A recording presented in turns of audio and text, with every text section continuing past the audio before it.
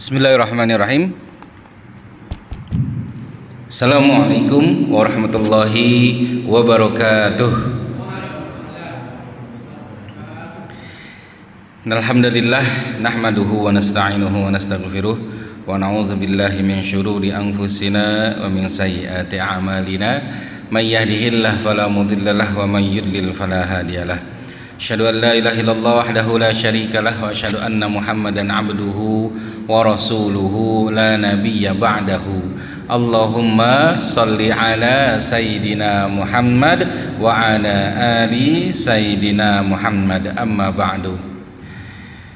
Yang saya hormati kepada Ketua DKM beserta seluruh pengurus masjid, yang saya hormati kepada para asatiz, kiai, pengurus, pejabat setempat, dan juga seluruh hadirin wal hadirat yang hadir di masjid ini. Semoga Allah Subhanahu wa taala mencatat amal kita di waktu maghrib ini menjadi amal terbaik di sisinya.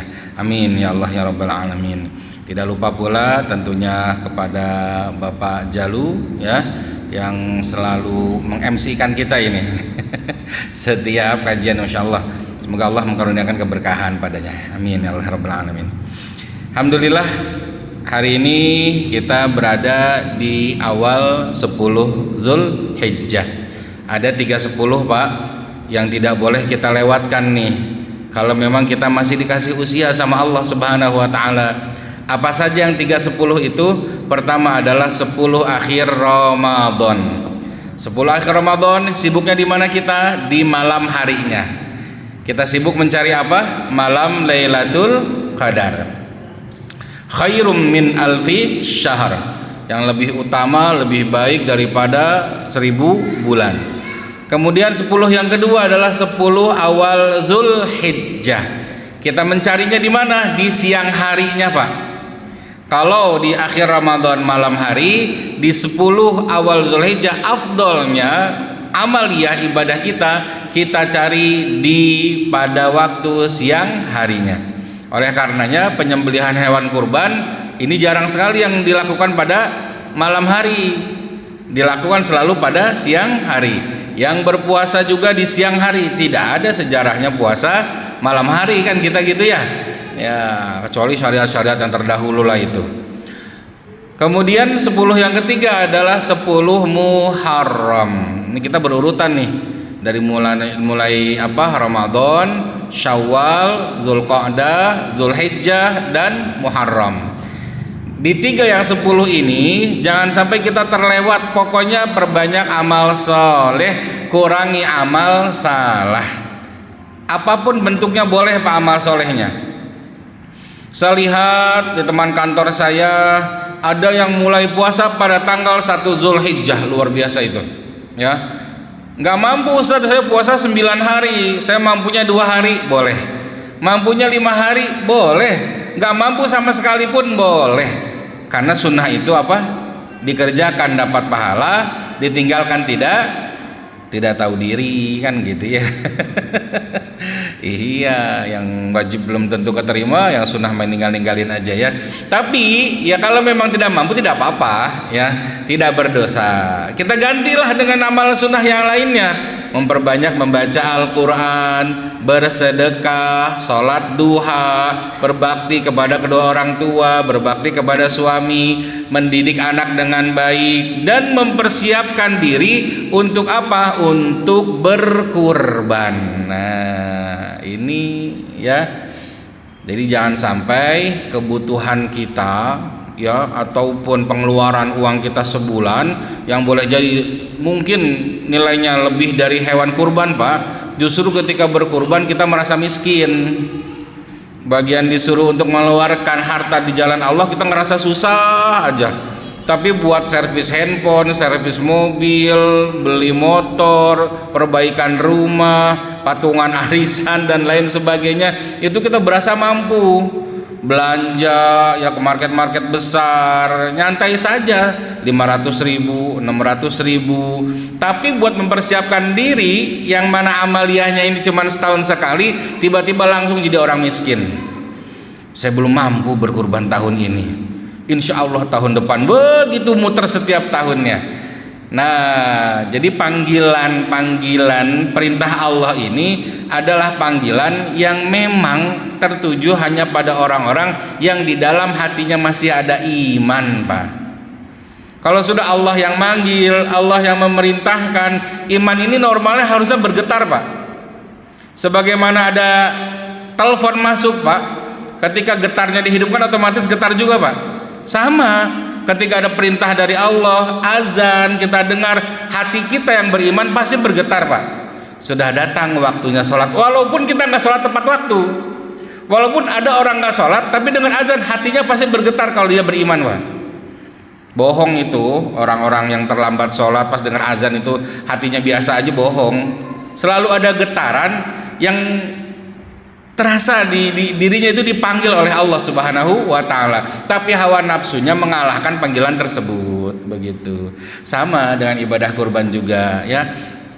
Ketika ada perintah untuk berkurban, mumpung masih ada berapa hari lagi ini, 2 harian lagi lah, ya, 2 harian lagi untuk mempersiapkan hewan kurban terbaik, ya. Tidak mesti termahal, tidak. Kalau memang mampu, syukur, alhamdulillah. Yang termahal, yang terberat, yang terbagus itu baik sekali. Tapi kalau memang tidak mampu, maka bisa dengan kurban yang semampunya saja.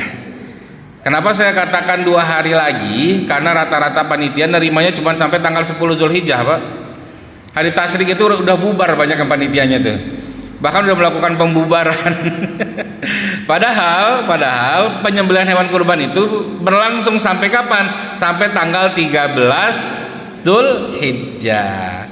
Maka bagi panitia, ya, yang ditunjuk dan merasa siap jadi panitia, harus siap ketika di tanggal 12 nanti misalnya baru ada yang sanggup berkurban, terima.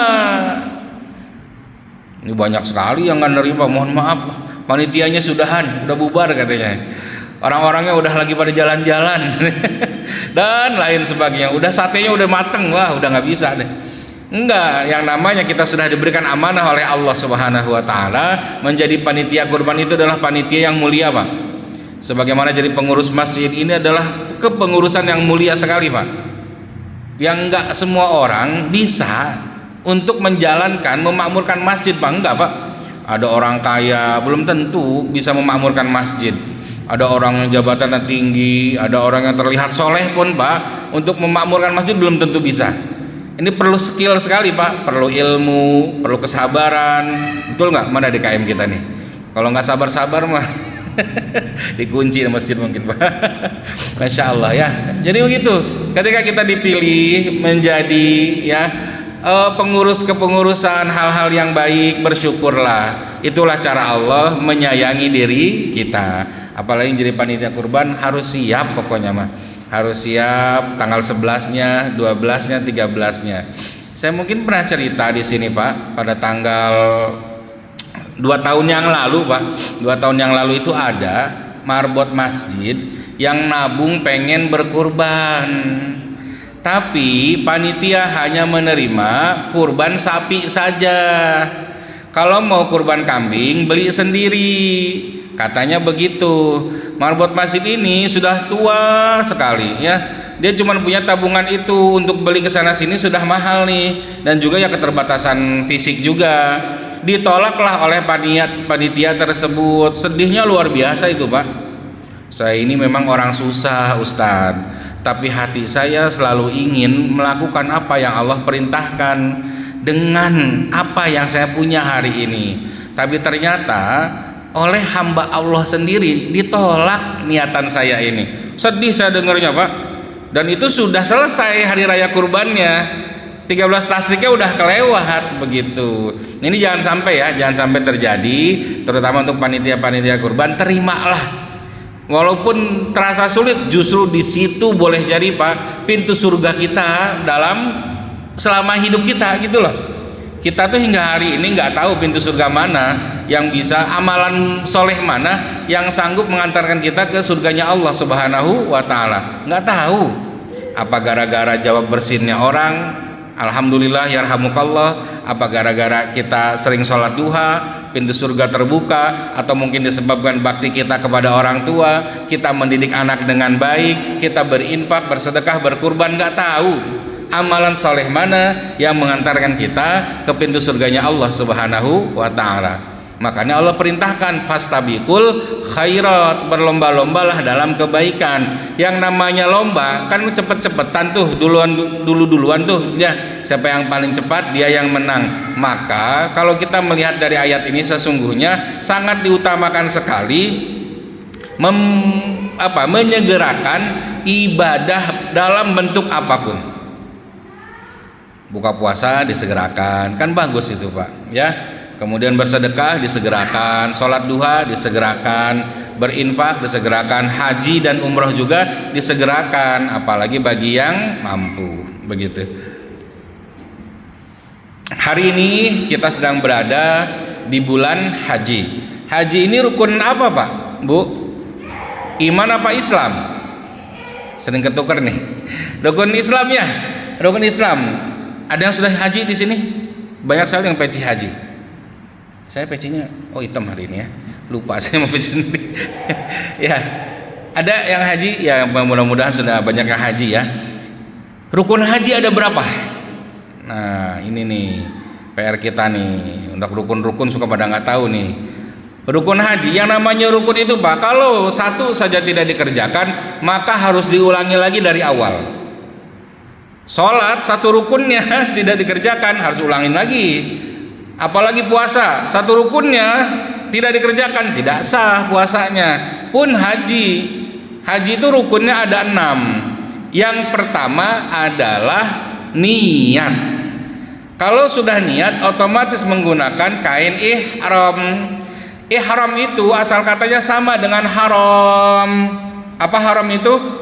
Yang terlarang, dilarang. Apa yang dilarang? Yang dilarang adalah hal-hal yang awalnya boleh jadi nggak boleh. Gunting kuku awalnya boleh jadi nggak boleh ketika sudah niat ihram.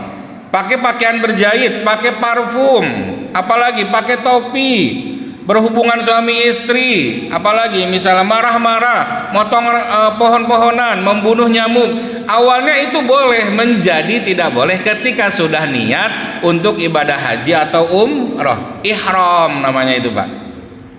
Kita belajar sabar, belajar menahan di situ. Rukun yang kedua adalah wukuf. Wukuf itu artinya apa? Ada yang tahu wukuf? Wukuf itu artinya berdiam diri. Ketika kita membaca Al-Quran, kemudian kita berhenti, bahasanya adalah wakof. Wakof itu berhenti, tapi berhentinya ada tujuan lain setelahnya yang kita tuju. Ada harapan lain yang lebih besar setelah kita berhenti tersebut. Itulah yang disebut dengan wukuf. Tidak sekedar kita diem, tiduran, ngelamun, bikin status misalnya, scrolling media sosial, enggak begitu. Wukuf itu adalah ketika kita menunggu sesuatu, berhenti dan menunggu sesuatu yang sangat besar. Apa ketika wukuf di padang Arafah yang kita tunggu? Adalah maghfirah dan rahmat dari Allah Subhanahu wa ta'ala. Bahasa Arabnya diam itu banyak, nggak cuma wukuf saja Pak ya. Ada sukut juga diam itu Pak. Tapi yang diambil justru wukuf. Kenapa? Karena ketika wukuf ada hal yang sedang kita tunggu, walaupun kita berhenti di situ, pemberhentiannya di Arafah, tapi setelahnya ada hal yang kita tunggu. Apa tadi? Ampunan dari Allah Subhanahu wa ta'ala, agar haji ini menjadi haji yang mabrur, yang balasannya senilai surganya Allah Subhanahu wa ta'ala. Wukuf di padang Arafah, tidak boleh keluar Arafah. Orang-orang yang sakit, bagaimana Ustadz? Kalau yang sakit, maka mereka dibawa oleh ambulan. Karena rukun tadi, rukun tidak boleh diganti, nggak bisa dibadalkan. Rukun itu harus dikerjakan oleh yang sedang melaksanakan ibadah haji. Maka nanti akan ada ambulan-ambulan yang disiapkan untuk mengangkut jamaah haji, dan mereka harus berada di tanah Arafah. Mau diinfus, mau di apa selang, ya. Mereka harus berada di tanah Arafah selama pada tanggal 9 Zulhijjah. Dan sama-sama kita ketahui bagaimana keutamaan Arafah Pak ya. Keutamaan Arafah itu luar biasa. Rasulullah SAW bersabda, tidak ada hari di mana Allah paling banyak memberikan kebebasan hambanya dari api neraka kecuali hari Arafah Pak. Allah tuh sangat memberikan banyak sekali ya keringanan, kemudahan dan pembebasan bagi orang-orang yang mana sudah dicap menjadi ahli neraka. Dibebaskan oleh Allah selama dia beriman, dibebaskan oleh Allah, dibebaskan oleh Allah. Dan itu terjadi kapan? Pada hari Arafah. Allah turun ke langit bumi untuk mencari siapakah manusia-manusia yang layak menjadi pribadi yang mabrur. Mabrur itu bukan cuma jamaah haji yang di sana. Kita bisa mabrur tidak di sini? Saya tanya nih Pak, yang kanan saya, yang masih muda-muda sebelah kanan saya mana ya? Mabrur bisa nggak di sini nih? Berada di Bogor, orang mabrur. Bisa. Tanah sucinya nggak bisa pindah, tapi kemabrurannya bisa. Orang makbul ibadah, iya makbul, sama seperti tadi sholat maghrib. Kalau kita ngikutin imam, makbul. Rukunnya sudah terpenuhi, sholatnya sah secara hukum fikihnya. Tapi mabrur belum tentu, tergantung orang yang sholatnya. Ada yang takbiratul ihram ternyata bacaannya kurang baik, nggak mau belajar, padahal punya rezeki, padahal punya waktu, akhirnya tidak mabrur sholatnya. Ada orang yang baru takbiratul ihram udah mikirin dunia terus, kerjaan, habis ini ngapain nih ya, urusan tadi belum kelar nih, aduh ini segala macam banyak, terus disibukkan, nggak khusyuk sholatnya, maka nggak mabrur. Orang puasa pun sama, kata Rasulullah sallallahu alaihi wasallam, rubba shaimin laisa lahu min siyamihi ilal ju' wal atash. Banyak banget kata Nabi, banyak banget nanti orang yang puasa tapi ketika puasa cuma dapat nilainya menahan lapar dan haus saja, nggak dapat apa-apa. Puasanya makbul tapi pahalanya tidak mabrur. Paham sampai sini Pak ya? Jadi makbul dan mabrur ini dua hal yang berbeda. Makbul diterima kalau memang rukun dan syaratnya terpenuhi, tapi mabrur belum tentu. Tergantung hatinya. Ini sholatnya niatnya apa nih? Buat pamer doang atau buat caper aja ke mertua misalnya, kan gitu ya. Ada calon mertua, ada anak muda sholat, takbirnya lama banget ya, karena mertuanya belum lihat, diulang lagi, diulang lagi. Nah problem nih, walaupun dia boleh jadi makbul sholatnya, tapi tidak mabrur. Yang ibadah haji juga sama ya. Ibadah haji itu ditentukan kemabrurannya justru 3 tempat Pak. Orang yang berangkat haji ditentukan kemabrurannya di 3 tempat. Pertama sebelum berangkat, kedua ketika di tempat, yang ketiga sepulang dari tanah suci. Ini dia Pak, penentu kemabruran seseorang, bukan cuma di sana saja. Makanya untuk menjadi pribadi yang mabrur, tolong bagi yang ingin berangkat haji, kan antrinya ini lama nih antrinya. Dengar-dengar mah 26 tahun, betul ya? Semua provinsi 26 tahun. Daftar sekarang kira-kira masih hidup nggak tuh? Kalaupun masih hidup, masih sehat nggak tuh? Masih kuat gak tuh kakinya? Nah, ketika dalam penantian keberangkatan haji itu, tolong pelajari 3 ilmu. Yang pertama adalah ilmu tauhid, yang kedua ilmu fikih, yang ketiga ilmu hikmah. 3 ilmu ini penting agar kita ibadah di sana menjadi pribadi yang mabrur, tidak salah jalan. Karena banyak orang-orang yang berangkat haji di padang Arafah nyoret-nyoret tugu Arafah, nyoret-nyoret apalagi batu-batu Arafah, Ghazali, Lope, Indri misalnya begitu ya. Kenapa itu dicoret-coret? Supaya abadi cintanya. Wah, syirik. Ilmu tauhidnya bermasalah. Ada yang sholat menghadap tugu Jabal Arafah Pak, tugu Arafah, padahal Ka'bah ada di belakangnya. Syirik lagi. Hati-hati. Banyak kesyirikan-kesyirikan yang dilakukan oleh jamaah haji tanpa disadari, dan juga ada juga yang disadari. Dan ini problem sekali Pak. Ya, hati-hati. Yang kedua ilmu fikih, dijaga ilmu fikihnya. Masa sih sebelum berangkat antri yang 10 tahun, 1 tahun nggak beres hatam ngebahas fikih haji? Dipelajari dong, dibaca bukunya, apalagi YouTube sekarang banyak. Dengerin gimana tata cara sholat di pesawat misalnya, wudu ketika di Arafah, bagaimana untuk sholat jamak takhir, jamak qashar, bagaimana ketika batal tawaf, bagaimana ketika sa'i. Itu dipelajari 1 tahun, masa nggak cukup? Kalau masih kurang tambah dah 2 tahun, kan antrinya lama 10 tahunan. bahkan lebih sekarang. Dipelajari itu ilmu fikih, jangan sampai ikut-ikutan ustadznya doang. Ustadznya toab, ustadz ke kamar mandi, rombongan ikut ke kamar mandi. Ustadznya pingsan juga jamaahnya. Kenapa? Ya karena nggak tahu ilmu fikihnya loh. Kenapa sih ustadz tiduran ini di tempat sa'i padahal pingsan? Ikutan lebahan gitu ya. Jangan, bahaya. Ustadznya nyanyi ikutan nyanyi juga, kan ada yang sa'i nyanyi itu ya. Begitu. Jadi ini ya, kita tidak paham ilmu fikih, jadi ibadahnya tidak maksimal. Oleh karenanya, usini wa iyyakum bittaqwallah, ketika kita diperkenankan oleh Allah, dimampukan untuk daftar kuota haji, kemudian sudah ada estimasi keberangkatannya, mulai kita bikin persiapan agar kita menjadi pribadi yang mabrur. Itu harus disiapkan, Pak. Mabrur itu harus dikonsep, harus disiapkan. Enggak sekonyong-konyong datang ke Mekah, ke Madinah tiba-tiba jadi pribadi yang mabrur, nggak bisa. Harus disiapkan dari Indonesianya, hatinya dibersihkan, lisannya dijaga, pikiran kotornya juga dibersihkan, amal-amalannya juga menjadi amal yang baik, amal solehnya diperbanyak, amal salahnya dikurangin, perbanyak taubat, perbanyak bersalawat kepada Nabi Muhammad Shallallahu Alaihi Wasallam, semuanya dipersiapkan.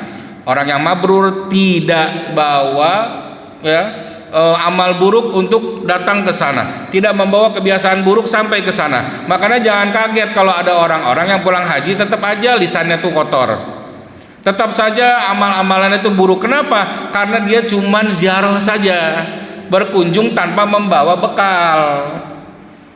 Orang yang datang pergi ke mana nggak bawa bekal kan nggak akan pulang bawa oleh-oleh, betul nggak? Iya dong, ya, nggak punya bekal ilmu tauhid, nggak punya bekal ilmu fikih, nggak punya bekal ilmu hikmah, pulang pengen jadi mabrur nggak bisa. Harus disiapkan semuanya, bekal ilmunya, bekal harta mah itu nggak usah dibahas lah, ya. Kita usahakan itu yang namanya udah dipanggil setahun lagi pelunasan haji pasti diusahakan. Kalau bisa geser tanah, kita geser tanah, Pak. Mau tanah orang kayak kita geser tuh. Iya.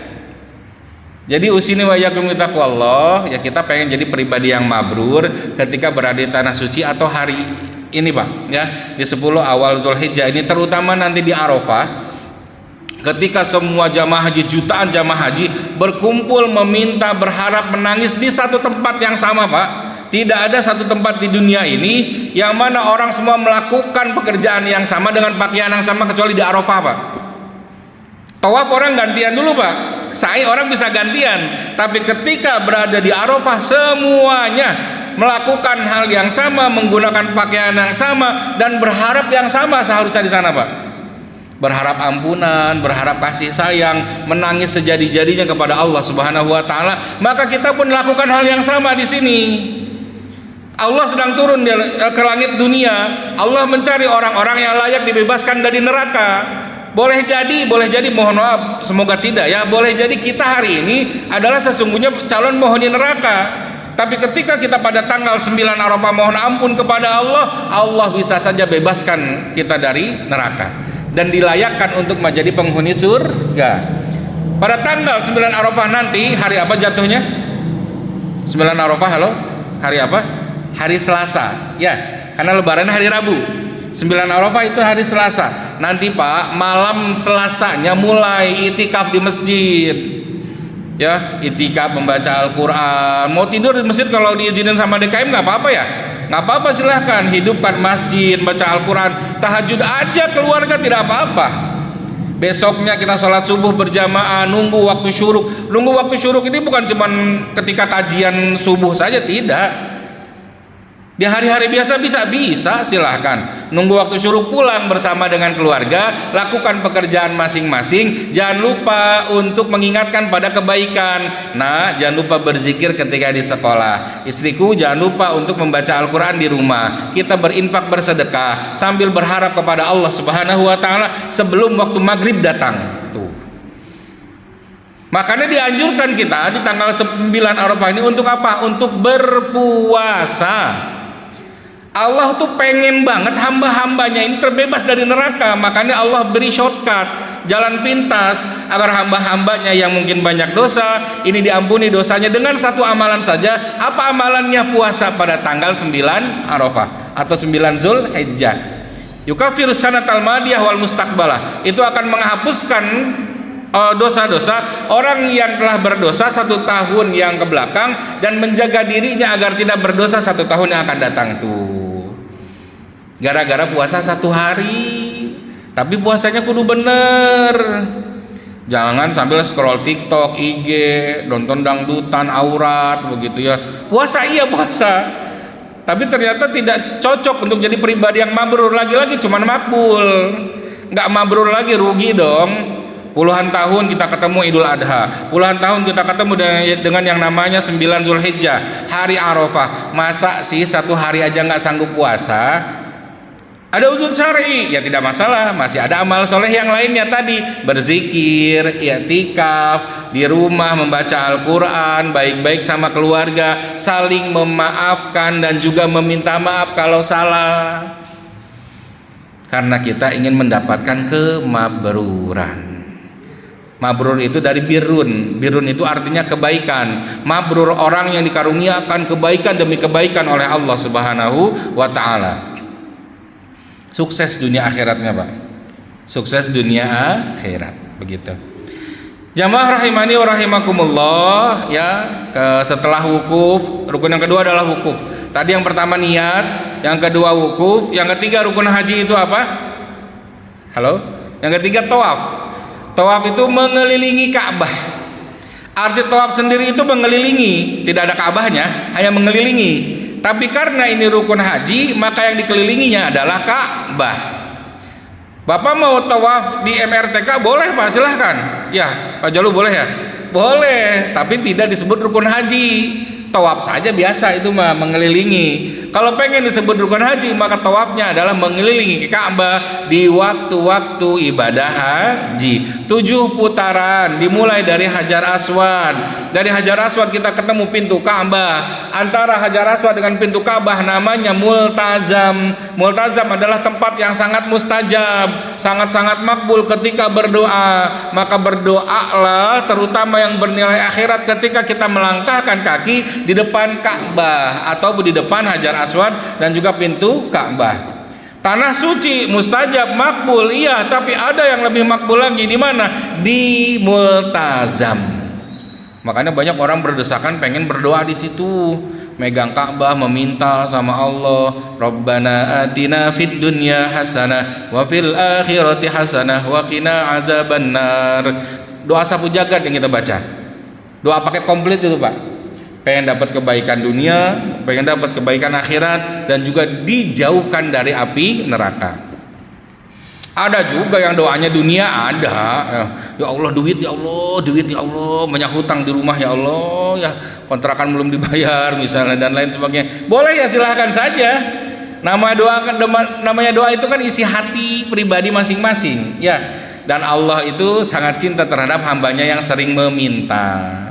Tapi usini wa iyyakum bitaqwallah, sebisa mungkin ya ketika kita berdoa perbanyaklah doa yang bercita rasa akhirat. Ya, pengen sholatnya dibuat khusyuk, pengen hajinya mabrur, pengen baca Al-Qur'annya lancar, ngerti ketika dibaca, sholatnya juga ngerti ketika dari mulai takbir sampai salam, pengen merasakan nikmatnya puasa itu gimana aslinya, ya Allah, minta di sana sama Allah. Minta dunia ya silahkan, tapi jangan terlalu banyak ya, porsinya lebih banyak akhirat sajalah. Ada teman saya tuh minta Ferrari, Pak, depan Ka'bah. Ya Allah Ferrari, ya Allah Ferrari, ya Allah mobil Ferrari, ya Allah. Dan betul diijabah sama Allah, Pak. Keluar dari masjid langsung dikasih mobil Ferrari, tapi dalam bentuk mainan. Iya, karena kurang lengkap mungkin doanya ya, yang ada STNK-nya yang asli, BPKB mungkin begitu. Tapi ini, Pak, bukti bagaimana mustajabnya tanah suci, terutama ketika kita berdoa di tempat-tempat yang mustajab. Salah satunya adalah multazam. Multazam itu antara Hajar Aswad dengan pintu Ka'bah. Masih banyak nggak waktunya, Pak? Ini panjang sekali pembahasan manasik haji ini. Ini calon jamaah haji semua insya Allah ini ya. Baik, selanjutnya cepat saja, Pak. Sebenarnya masih ada tuh, Pak, sejarah Hajar Aswad, berapa meter, berapa sentimeter sebenarnya aslinya, warnanya apa, insya Allah lain waktu lah ya. Lanjut ke rukun selanjutnya ya, nanti ada makom Ibrahim juga ya. Hijri Ismail, kenapa disebut Hijri Ismail? Kalau sempat nanti kita bahas. Kita ke rukun yang selanjutnya dulu. Setelah tawaf, rukunnya apa lagi? Sa'i. Ya, tadi ada niat. Yang kedua ada apa lagi? Wukuf di padang Arafah. Yang ketiga ada tawaf. Yang keempat ada sa'i. Sa'i itu artinya apa? Ada yang tahu? Halo, sa'i? Berlari, berjalan cepat, berlari kecil, berlari besar ada nggak? Ya, sa'i itu bukan berjalan, bukan berlari, bukan. Sa'i itu artinya adalah berusaha, bukan berlari, bukan berjalan. Ini tolong dirubah ya. Nanti pulang ke rumah, jelasin ke orang tua, ke anaknya, ke istrinya. Sa'i itu bukan lari-lari kecil, bukan berjalan. Sa'i itu berusaha. Usahanya mau gimana terserah, mau didorong pakai kursi roda, mau berjalan, mau berlari, mau jalan mix dengan lari. Ada yang ngesot, ada nggak? Ada Pak, ada itu yang nggak punya kaki. Ya pernah saya di sampingnya itu ngesot Pak. Saya itu Masya Allah Pak, langsung nangis saya itu Pak. Malu gitu loh kita yang sehat, semangatnya luar biasa. Karena saya itu artinya berusaha. Kalau seandainya makna sa'i itu adalah berlari-lari kecil, maka ketika Bapak berjalan tidak sah sa'inya, betul nggak? Lari pelan sama, kita kadang-kadang nggak lari ketika sa'i itu. Ada yang jalan, apalagi yang sudah sepuh-sepuh, diajak lari itu keteteran Pak. Yang masih muda, atlet sih mungkin ya. Buat yang sudah sepuh, apalagi seperti saya lah, contohnya misalnya jarang olahraga ini diajak lari sa'i itu kan 3,5 kilo Pak. Lari 3,5 kilo nonstop, wah nggak akan sah-sah itu haji umrohnya tuh.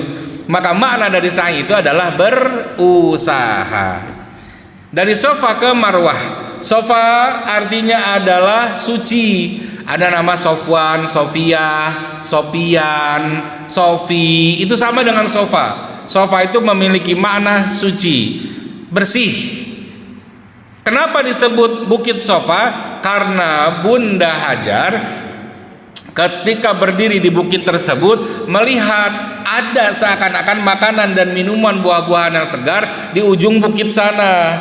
Dan ketika dalam keadaan sesulit-sulitnya, Bunda Hajar tetap hatinya terjaga, tidak berburuk sangka kepada Allah dan berbaik sangka atas takdirnya Allah. Maka bukit yang dipijaknya itu disebut dengan Bukit Sofa.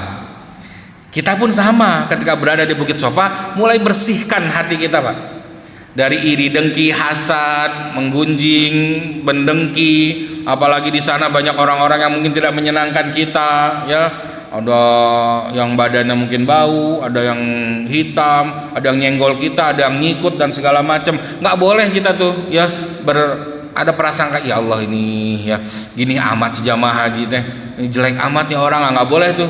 Harus bersih, ya. Harus betul-betul ridho atas takdir Allah Subhanahu wa ta'ala. Sebagaimana Bunda Hajar dari Sofa berjalan sampailah di Bukit Marwah, ternyata tidak ada apa-apa, tapi hatinya tetap terjaga, nggak kesel sama Allah. Ya Allah tega bener, saya teh istrinya Nabi, udah punya anak dari Nabi, masa diperlakukan kayak gini. Kita kan sering begitu ya, saya teh RT, saya teh ustad gitu, saya itu pejabat, saya itu ini itu segala macam. Keakuan itu dihilangkan semuanya dan jadilah pribadi yang ridho atas takdir Allah Subhanahu wa ta'ala. Saya yang paling besar nyumbang di masjid ini, tapi nggak pernah ditegur sama DKM, nggak pernah disebut-sebut ketika khutbah Jumat nama saya. Kok bisa tuh DKM? Nggak boleh begitu Pak. Orang yang sofi, yang sofa hatinya, tidak peduli dengan lisan manusia. Makanya Sayyidina Ali ketika meninggal dunia Pak, menulis wasiat begitu panjang lebar. Inti dari wasiat tersebut di dalamnya ada bab tentang ada kalimat-kalimat tentang apa? Menjaga sholat. Jagalah sholatmu itu Sayyidina Ali Pak. Isi wasiat yang panjang tersebut, dan ternyata ada satu wasiat yang paling panjang, isinya adalah menjaga sholat. Kenapa? Orang-orang yang pandai menjaga sholatnya lillahi ta'ala, maka orang tersebut tidak akan peduli dengan urusan orang lain dan tidak akan peduli dengan pikiran orang lain. Fokus saja pada dirinya. Masalah orang like, dislike, suka, tidak suka terhadap kita, kalau kita melakukan kesalahannya kita minta maaf. Kalau orang lain ternyata iri dengki kepada kita, pasrahkan semuanya kepada Allah Subhanahu wa taala. Karena sesoleh apapun kita di dunia tidak akan pernah selamat dari keburukan lisan orang lain, Pak. Mau bener kayak kita, Pak, nah, mau tahajudnya sampai jungkir balik kayak, ada saja celah manusia untuk berkata buruk tentang diri kita. Jadi ya sudah, kata Sayyidina Ali, la yubali lau matalaim. Orang yang sholatnya benar itu nggak peduli dengan dislike atau dislike-nya orang lain. Yang penting dia sholat menghadap kepada Allah dengan khusyuk, selesai, pulang ke rumah bahagia, tidak butuh pengakuan orang lain. Kemudian ya berada di marwah. Marwah ini maknanya adalah puncak harapan tertinggi manusia, Pak. Puncak harapan tertinggi, makanya disebut dengan marwah. Ternyata di marwah tidak dapat pulang lagi ke sofa dengan hati yang bersih. Kelihatan lagi di marwah yang sama, balik lagi. Begitu 7 kali putaran. Orang tuanya yang usaha, ternyata anaknya yang sukses. Ismail sukses, ternyata dapat air.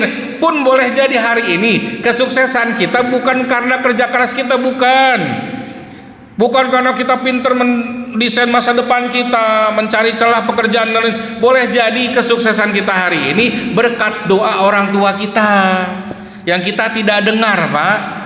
Doanya di tahajudnya, doanya di duhanya, doanya ketika di rumahnya. Ya Allah, jadikan anakku anak yang sukses, selamat dunia akhirat, selamatkan dia dalam perjalanan pulang pergi ke tempat kerjanya. Kita selamat sampai ke rumah, membawa oleh-oleh untuk keluarga bahagia. Bukan karena kita hati-hati, bukan. Kehati-hatian kita tidak menjamin kita selamat dari kecelakaan, betul nggak?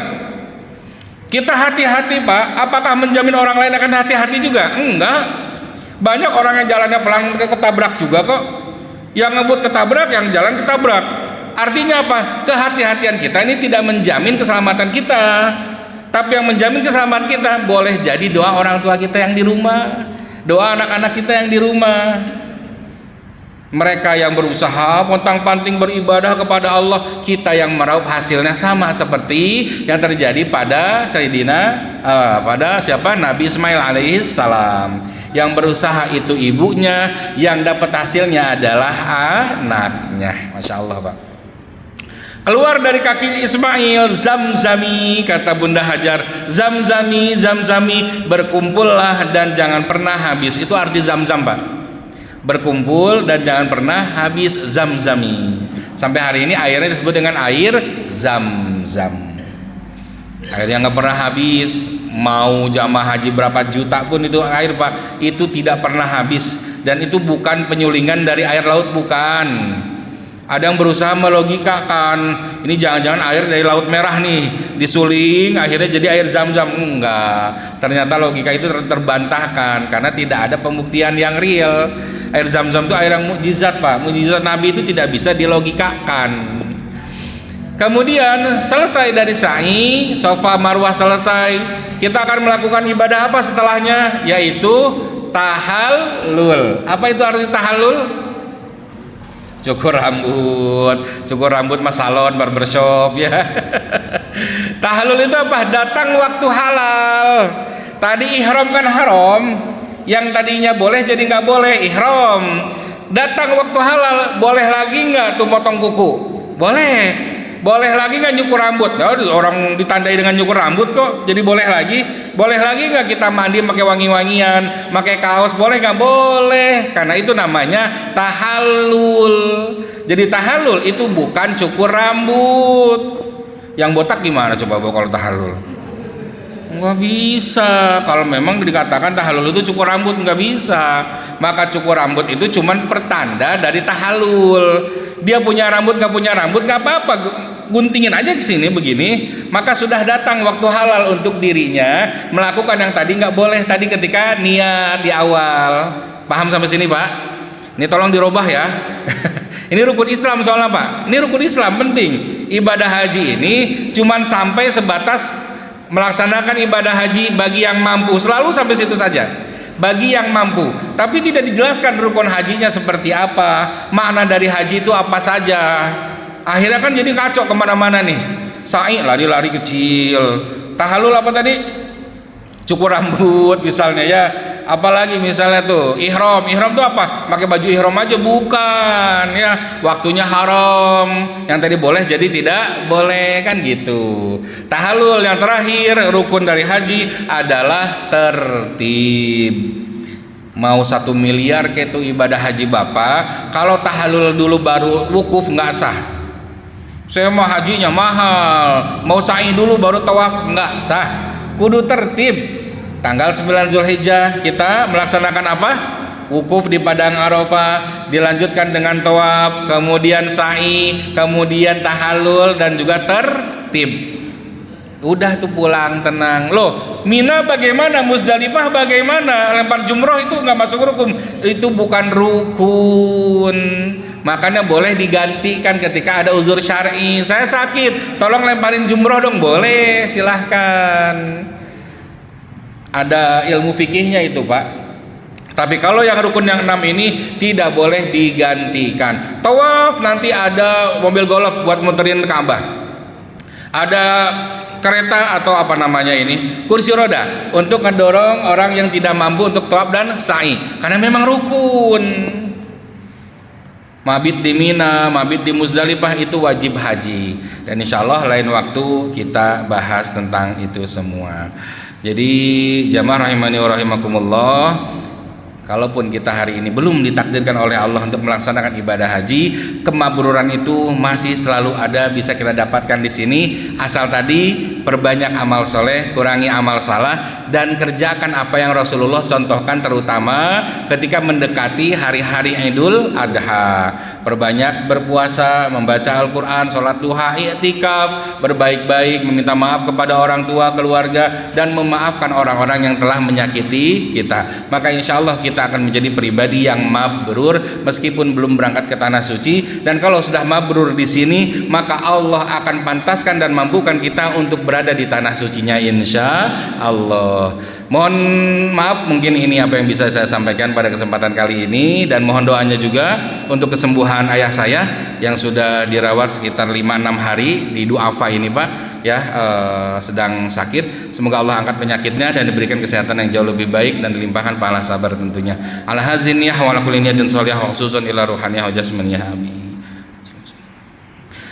Lahul Fatihah. A'udzubillahi minasyaitonirrajim. Bismillahirrahmanirrahim. Alhamdulillahirabbil alamin. Arrahmanirrahim. Maliki yaumiddin. Iyyaka na'budu wa iyyaka nasta'in. Ihdinas siratal mustaqim. Siratal ladzina an'amta 'alaihim ghairil maghdubi 'alaihim waladdallin. Amin. Amin ya Allah rabbal alamin. Mohon maaf atas segala kekurangan. Terima kasih atas segala perhatian. Wal akhir. Assalamualaikum warahmatullahi wabarakatuh.